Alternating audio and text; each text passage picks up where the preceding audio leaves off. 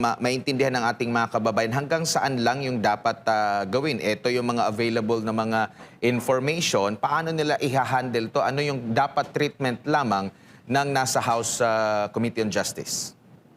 Yes, sir. Actually, the simple rule is that clarificatory questions lang po, no, relating to the evidences on hand.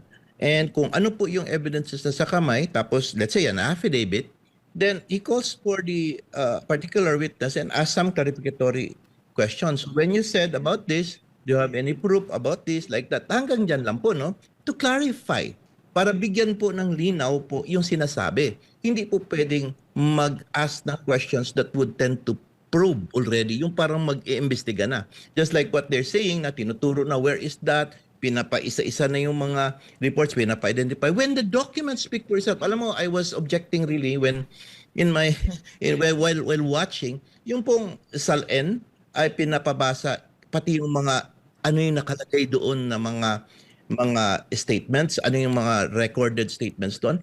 No, the document already speaks for itself. Pag meron pong mga SALN reports, then that's it. Then you present it, they read it, and that is considered as evidence. They were able to get that already. But to expound it more, that is no longer clarificatory. No? And it is already now what we considered as evidence gathering. At the same time, trying to paint the picture to the public that this fellow committed something. No? Tapos may pa mga quirks, meron pang remarks, meron pang mga smirks na, wow, di ba? How could you find some sort of, it's very clear that what they are doing is really to destroy and damage the reputation of BP Inday Sara. At may makakasama tayo na panibago na namang abogado na makakasama, makakausap natin. Kaugnay nga po doon sa isinampang reklamo ni Attorney Mans Carpio. Nasa Zoom na po si Attorney Raymond Batu, isang legal counsel po ng DDS Sara All Confederation. Attorney, good morning. Jade at Admar po ang inyong makakasama. Maraming salamat po sa inyong oras. Sir Jade, magandang umaga po sa inyo at sa lahat po ng taga-subaybay ng channel natin sa Pulso ng Bayan. Po, kayo rin ho ba, attorney, naniniwala na illegal yung pagpapalabas, disclosure nga nitong mga bank records ng pangalawang Pangulo doon sa hearing ng Kamara? Well, it is, if not unlawful, illegal talaga itong pangyayari na ito kasi yung pong yung secrecy kasi ng mga ganitong records is dapat po strictly construed, no, sa ating batas natin, no. Now take note that yung ating AMLA law requires no exception. Talaga pong klaro po doon sa batas, wala po talaga, bawal po talaga ito ilabas, no. There is no such exception. In the bank secrecy law, iba yon, merong exception, yung tinatawag nating except in cases of impeachment, yon. Opo. But there are two schools of thought in cases of impeachment, Sir Jade. Yes, sir. Opo. Pero alin ho ba ang magiging batayan na kung sakali man sa korte yung bank secrecy law na kung saan may exemption nga doon sa impeachment na yan po yung nagiging argumento, naratibo ng Kamara o itong sa AMLA? Okay, we would like to make it clear first, no. Ito pong financial transactions, no, na nakuha sa AMLA, yun pong volume transaction. These are not concrete evidence to prove any wrongdoings, no, or illegality in financial transaction. It is actually a secondary evidence pa yan siya. Because in order to verify and or authenticate the transactions, you need to have the bank records. Otherwise, if that will be presented alone, it has no probative or evidentiary value. Now, they need to have the bank records, no? Kung ano bang bank yan, BPI, BDO, PNB, they have to get that. Now, it is dangerous now if the Committee on Justice will issue subpoena to get these records. Bawal na po kasi they are on committee level. Sabi nga nung isa nating nag-post is that committee lang sila, hindi sila court, no? Only the court, no, can do that. Now, ito pong issue because they are saying that except in cases of impeachment, ang interpretation po ng Kamara or yung Committee on Justice is that impeachment proceeding po ang ginagawa nila. That is wrong, no? Because ang impeachment, except in cases of impeachment, the rule on that point is it should be strictly construed dun sa batas at sa government, no? Take note that statutes that are derogatory in the privacy of people and records should be construed against that law or the government who is invoking it, no? Ibig sabihin po, the general rule is that it's secret. Exception po is that it must be strictly construed. So ibig sabihin po, pag strictly construed, it should be the impeachment court that has the authority and power to get all those records, to issue a subpoena, to open those bank records, so to speak, no? So yun po ang issue natin dyan, no? Hindi po pwede on committee level, especially na pinapublicize po nila, Sir Jade, no? My point being is that the least they could have done, no? Talaga, kung talagang they would say that they are sincere and they are just really looking at the evidence to determine probable cause, they should have kept that in a executive session. Parang yung sinasabi ng BIR, dapat executive session para hindi i-publicize because damaging nga po eh. It violates certain levels or strict levels of privacy po, no? High level of privacy, Sir Jade. Linawin ko lang, attorney. So po pwede na lang valid po yung pag-access nila ng bank records ng pangalawang pangulo basta nasa executive session sila. Tama ba? I'm not saying that, Sir Jade. What I'm trying to say is that they are not allowed, no? But I think sana ba, at least at the very least, if really they are honest enough to say that we're just looking at it, they could have done it through executive session so that at least yung nyaw-nyaw po ng public medyo mabawas-bawasan, no? But I still stand with the fact that they cannot do that. Only the Senate impeachment court can allow the opening of these AMLA records, these financial transactions, as well as the bank records in the near future po. Opo. Pero sinasabi po nila, attorney, ay para malaman kung may probable cause yung kaso nga ng pangalawang pangulo, dapat nilang kalkalin ito, dapat nilang malaman. Yes, sir. That is true. To determine probable cause, you have to gather evidences and receive evidences from the complainant. But they have to rise and fall with the complaints filed by the complainants. They cannot act as a co-complainant. What they're doing kasi in getting all these subpoenas, kaya kinakansyawan sila ng fishing expedition, is because they are now trying to become now the co-complainant. Take note that their authority is only to determine, no, at that point of level whether there is probable cause, and by reading, no, on the complaints and the impeachment and the attachments. Now, in case they find out that there is probable cause and they would like to use some records of the bank and the AMLA later on in court, that is the time they will move to subpoena duces tecum and ad testificandum on these particular banks as well as the executive director of the MLC. They cannot do that on their own level. That is our stand, no? So the best thing to do sana is that they could have determine it. Kung may probable cause, then file. Because we know for a fact that this is a numbers game. This is not just it's a proceeding na impeachment. It is also political. They have the numbers, as they say. Why are they delaying it? Bakit hindi nila ipatapon na sa plenary para mapagbotohan na po yung 1/3 votes? And file it with the Senate impeachment court po, where the real bloodbath should come in. Yun po, Sir Jade. Oo, pero naniniwala ho ba kayo, attorney, na talagang parte ito ng layunin ng Kamara na sirain ang Vice Presidente? Kasi yan po yung naririnig natin doon po sa mga pro-Duterte camp.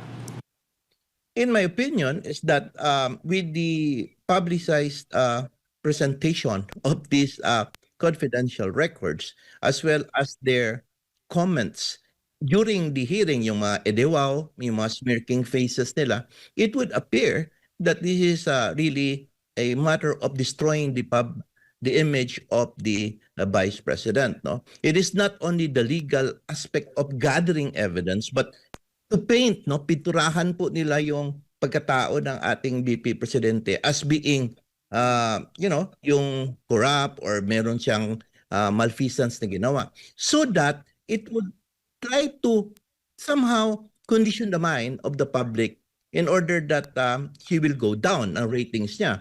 And sabay niyan, possibly gagawa sila ng mga surveys to show that it's going down. You know, the domino effect rule on people to believe kung ano yung nandyan is susundan lang din. No? So it is more of a narrative playing by them. No? Painting, nagpipintura po sila sa pagkatao ng tao. That's my opinion and that's how I see it. Because if really you are serious of your duty, then you don't do that and flaunt everything that you find, no?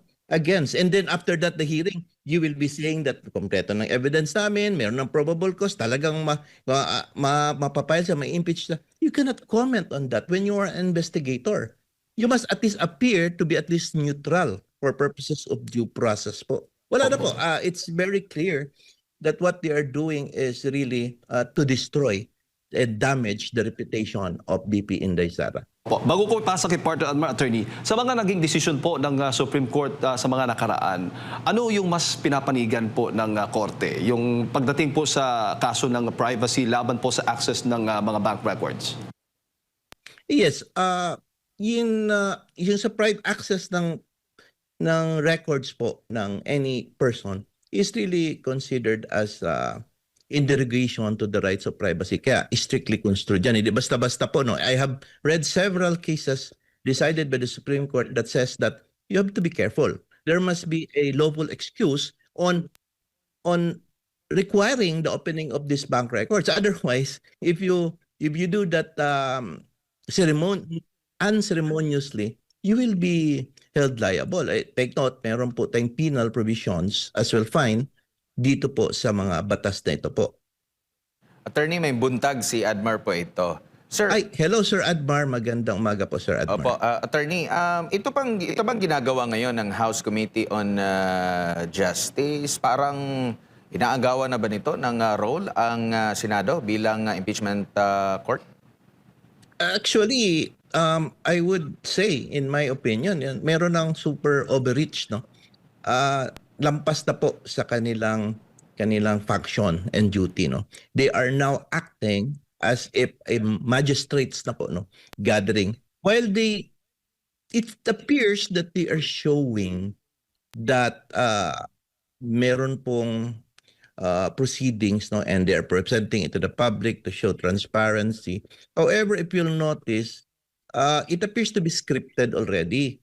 Kasi tingnan mo, meron na silang mga naka-assign na tao na mag-read, no? Meron na silang naka-assign na members na mag-read, meron papel, may binabasa and everything, and they have matrices in advance, and they have documents in advance na wala pa po yung respondent natin, even or the counsel for the respondent, no? So talagang super prepared, no? So it's tantamount to saying that they are actually arrogating upon themselves the functions of the Senate Impeachment Court. Pati rin po itong sa usaping pagbusisi sa AMLAC report, tingin nyo po, ito po ay pwedeng gawin ng mismong impeachment court na rin? Ayan, it is a different story now, no? Because when that is meron na po subpoena for that. The impeachment court, I believe, can do that because it is a court, no?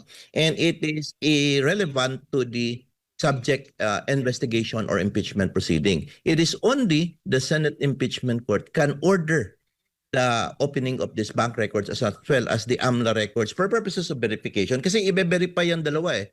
Bank records, AMLA records. Without these bank records, nothing po itong AMLA. Yung mga financial records sa AMLA, irrelevant po yan siya. It would not be, wala pong evidentiary value. So we need the bank records. And it's only the Senate Impeachment Court can order that. Opo. Dito naman po sa usapin po na ginagawa ng Committee on Justice, nabanggit po kasi ninyo na yung sufficiency at probable cause lamang po yung tinitingnan po ng komite. Hanggang saan, maaari niyo po bang maipaliwanag hanggang saan lang po dapat sa pagtatanong at hindi na doon mismo sa paghahatol kung ano ba yung kumbaga pinakalayons na maintindihan ng ating mga kababayan hanggang saan lang yung dapat gawin? Ito yung mga available na mga information, paano nila i-handle to? Ano yung dapat treatment lamang ng nasa House Committee on Justice? Yes, sir. Actually, the simple rule is that clarificatory questions lang po, no, relating to the evidences on hand. And kung ano po yung evidences na sa kamay, tapos let's say an affidavit, then he calls for the particular witness and asks some clarificatory questions. When you said about this, do you have any proof about this, like that? Hanggang dyan lang po, no? To clarify, para bigyan po ng linaw po yung sinasabi. Hindi po pwedeng mag-ask ng questions that would tend to probe already, yung parang mag-iimbestiga na. Just like what they're saying na tinuturo na where is that, pinapaisa-isa na yung mga reports, pinapa-identify. When the documents speak for itself, alam mo, I was objecting really when in my while watching, yung pong SALN ay pinapabasa pati yung mga ano yung nakalagay doon na mga statements, ano yung mga recorded statements doon. No, the document already speaks for itself. Pag meron pong mga SALN reports, then that's it. Then you present it, they read it, and that is considered as evidence. They were able to get that already. But to expound it more, that is no longer clarificatory. No? And it is already now what we considered as evidence gathering. At the same time, trying to paint the picture to the public that this fellow committed something. No? Tapos may pa mga quirks, meron pang remarks, meron pang mga smirks na, di wow, di ba? How could you find some sort of fairness in that proceedings, no? Klaro, no, even a layman could see what they are doing. Na talagang it's basically isa lang po yung nakikipaglaban doon pero yung natatalo pa rin, no? Others naman tahimik lang din. Opo, kasi ang napapansin din, bakit pa sila busisi ng busisit, meron pang pagtawag, una na po silang deklara na may sufficiency na sa ground, sa form, sa substance. So para saan pa po itong ginagawa nila kung meron na silang dineclare na pwede naman na iusad na sa plenaryo para magkaroon ng botohan kung gusto ba nilang ipasa na sa impeachment court, attorney? Exactly. Actually, sir, I would like to just to make my own opinion on this, no? Baka they are having problems with the numbers sa plenary and they're delaying things in order to present more evidence to somehow convince the plenary. Kasi getting the 106 votes now, it appears to be difficult. Kasi alam niyo po, kung meron na po talaga silang numbers, matagal na po niyan pinapon sa plenary at napagbotohan na. Just like kung gaano yung lightning strike nila sa first impeachment. Ang bilis, di ba? So they should have already sent that to the plenary for voting. Pero wala eh. At the same time, also thinking, also when it comes to Senate, they do not have this vote ng Senate din, yung 16 votes na sinasabi natin. So, I'm trying to say is that the only way that they could use, at the very least, kung hindi man lang makuha, is that ipiturahan na lang po natin ang character ng respondent para at least we will do it a public trial for public opinion. Para at least kahit papaano, kung hindi man natin matuloy ang impeachment, nasira na natin siya. People will we will now start doubting the kind of person BP Inday Sara is. And actually, they're trying to work on that. And honestly, yung may mga undecided, medyo naniniwala. But of course, with respect, I believe to those really who believes the cause of BP Inday Sara, they are still there. And yun ang nakikipaglaban. Yun ang nag-iimbestiga. Every time they present evidence, sir, alam mo ba, ang gumagawa, nagiging investigator ang buong Pilipinas. Para talaga i-check kung tama ba yung ginagawa. No?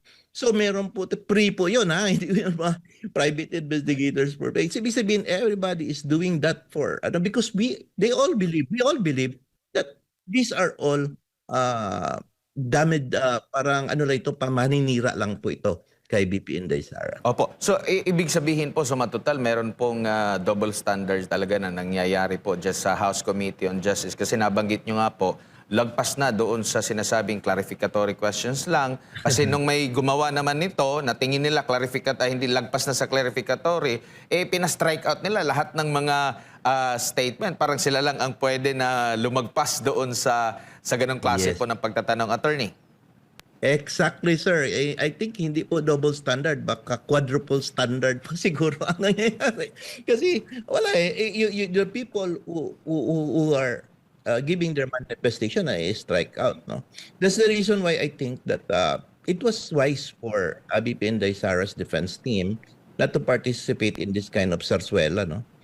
because it is clear that there is a circus in town, and if you join the circus, ay, magiging clown ka rin. So, baka paglaruan ka pa lang. So, it is advisable. Doon po tayo sa Senate Impeachment Court wherein we could really have a cross-examination, direct examination, everything, no? Presentation of evidence. That is where the real bloodbath should transpire. Opo. Attorney, dito naman po sa impeachment court, halimbawa wala pang desisyon ang Korte Suprema kasi nga kini-question itong ginagawa ng House Committee on Justice. Yes. At kung umusad man at nandoon na sa sala po ng impeachment court, pwede ba nilang questionin yung pamamaraan ng pagbuo nitong reklamo na ito sa House Committee on Justice? Yeah, that's a problem, no? Because of this, what we call a co-equal departments of the government, the legislative and the Supreme Court, no? The legislative department or even the Senate, even if may dumating na po ng na order, even a TRO for that matter, or even for injunction for that matter, the Senate may not recognize it on the ground na, well, umusad na kami, we might as well proceed, we will not recognize. We are co-equal branch. You cannot dictate upon ourselves, dictate upon us to stop the proceedings because meron kayong ginagawa. However, in the previous situation, ni-recognize nila yon ang request or ang order ng Supreme Court na hindi na pwede because of the one-year rule ban, no? And although nagkabotohan sila Senate, meron nag-react, meron hindi. But at the end of the day, the majority says that, well, yes, we have to respect the Supreme Court's decision. Now, that is a good way, no? Because kanya-kanya po kasi ng trabaho ang co-equal nga sila pero kanya-kanya po ang trabaho eh.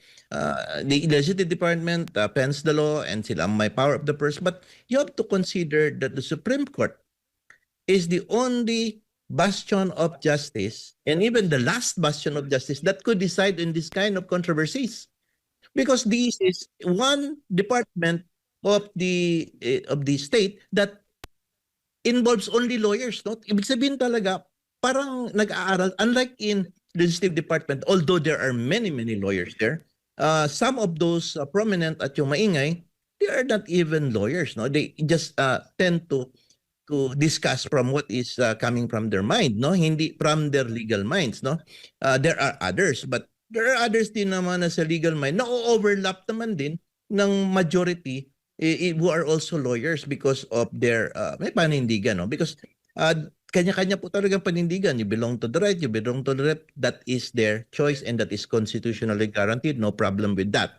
So, but we belong to the side of BP Inday Sara. So we also push what we believe what is right and what is correct and what the law says. Opo, Attorney, kung matatandaan po ninyo, nung unang pag-usad po ng impeachment, bago pa yung unang desisyon ng Korte Suprema na mapupunta na sana sa Senado, may mga pahayag po, mismo pa ang liderato ng Senado na kumu-question doon sa naging kautusan ng Korte Suprema na parang hindi na raw saklaw ng Korte Suprema yun, may mga nasabi na po. So paano tayo makatitiyak na magkakaroon ng patas na pagdinig dito at kanila pong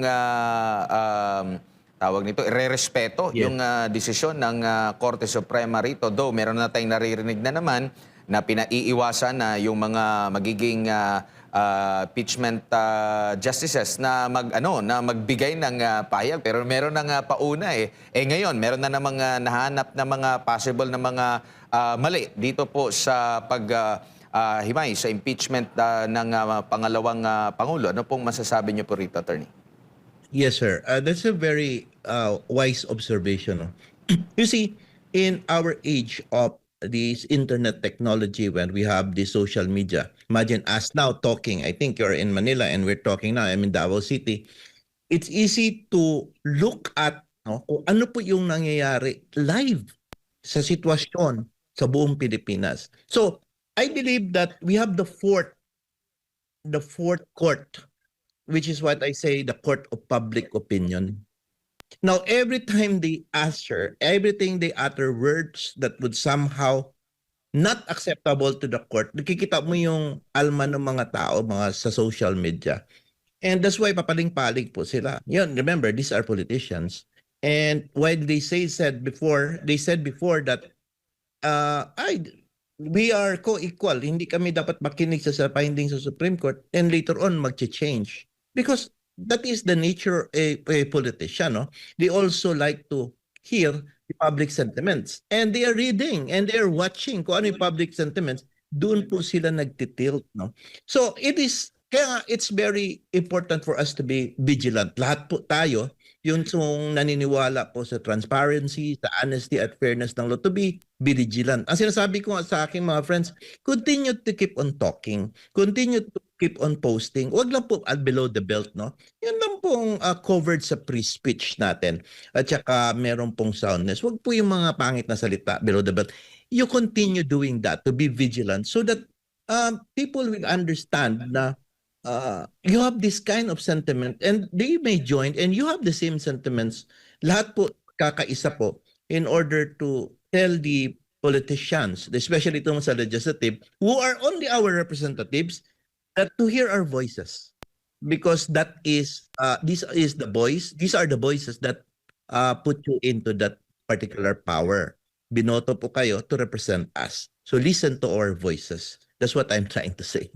Opo, attorney, huli na lang po na tanong Yes, sir. bago ko ibalik kay partner Jade. No? Nabasa ko po doon sa isa niyo pong post na makapanindig balahibo yung ginawa ng taong bayan. Considering, bago pa man nagsalita ang legal team, no, ng pangalawang Pangulo, bago pa man nagpahayag ng pagdepensa doon sa mga akusasyong ibinabato sa kanya, grabe na ang pagbusisi ng mga netizen doon sa mismong painting, doon nilabas ni Madriaga, doon sa cheque, pati yung pagdeposito na saglit lang, hindi pa naitatayo ang SM sa may Lanang. Bakit nakadeposito na doon? Wala pa doon yung branch at napakarami pa.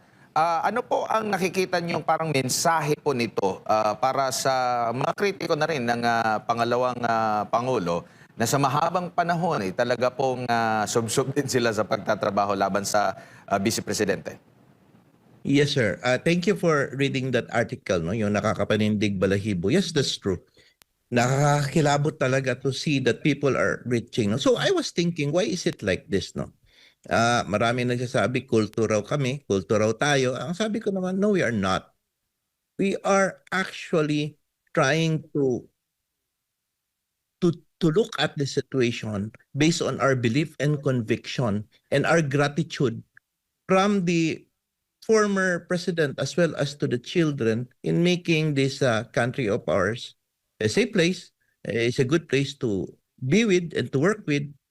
So, ibig sabihin po, we see na ang difference po, no? We are, as I said in one of my articles, that we owe it to them to having this kind of governance because we felt, no, the ordinary masses, no, that somehow this country, we also belong to this country, no? We are part of this country. We own this country. Kasama kami. Hindi po yung salita is galing lang po doon sa iilang oligarko na they are controlling the narrative pero own their own personal interest. Tayo po, happy po kayo, no? Yung ano na ba ang kaligayahan ng mga ordinary masses, which I consider myself to be part with, is of course, yung mga basic necessities and na kailangan na nabigay sa atin. Like, for example, yung ease of doing business. At saka yung mga situations we're in, including yung mga basic services on kalsada, na naayos, yung atong meron tayong internet connection na mabilis, etc. So, yun po ang mga bagay, no? At saka, especially po, ito po ang gusto ko po na sabihin po here now, that, you know, during the time of PRRD, I felt safe in the sense, and I felt protected. Every time I go to a government office to transact something, para akong may kakampi kaagad, na hindi ako api-apihin ng ating mga officers na government officials na hindi tayo bibigyan ng sapat na, you know, di sapat na pag yung public service na hindi demand, no? Hindi naman lahat, pero meron kasing mga ganun na medyo hindi tayo pwede tayo makatano 888 911, we could call that. Immediately parang tayo may kakampi, parang tayong boses, part po tayo ng ating country. So that's how I see it. The people really are very engrossed in protecting the legacy that the PRRD has created and etched in our hearts and in our mind. Opo.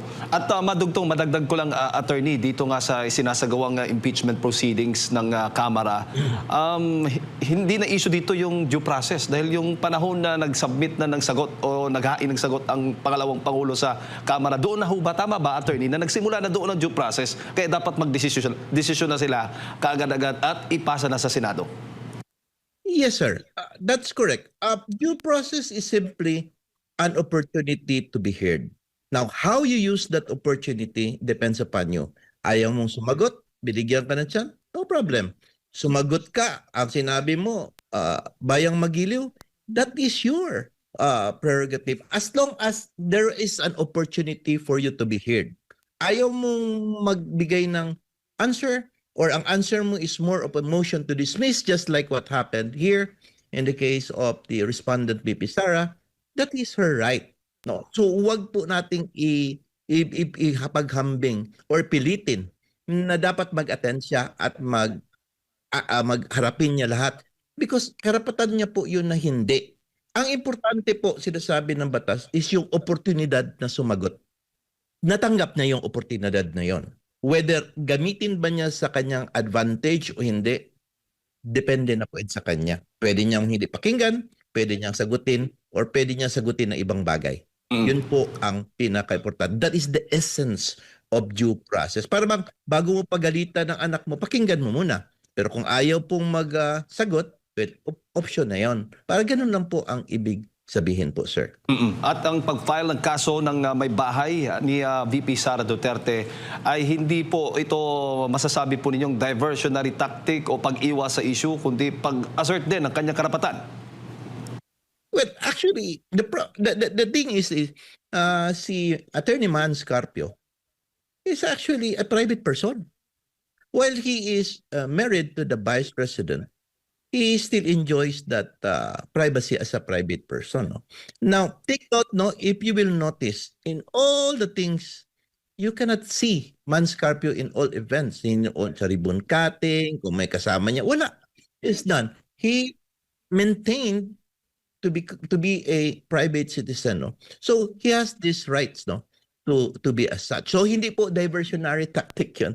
It is karapatan niya po 'yon bilang individual para po maghain ng reklamo because of a violation of data privacy, the AMLA secrecy of bank records po. Ayan. Attorney, siguro yung huling mensahe para sa lahat ng ating mga kababayan na nanonood po at nakikinig sa mga oras na ito. Akin lang po mensahe po sa lahat po, no, doon po sa naniniwala kung ano po yung katotohanan, katarungan. Akin lang is maging patuloy po tayo na magsalita, covered by free speech. And we have this forum, no. Ang forum natin, ito social media, in Facebook, even in Instagram, X, no. Try to open what you believe that is right, no. Any kind of opinion that would show that we are really looking and interested in what's happening para maramdaman po ng mga taong concerned that we are serious with what we are doing, that we are serious with what they are doing, and we're looking at them. They are under microscope and that they are under scrutiny from us. Ibig sabihin po, be vigilant. Gawin po natin yung ating obligasyon bilang mamamayan para po sa ating country na Philippines. No? Huwag po tayo manahimik. Sabihin po natin kung ano sa loob natin. But siyempre, covered by free speech kung ano po ang dapat.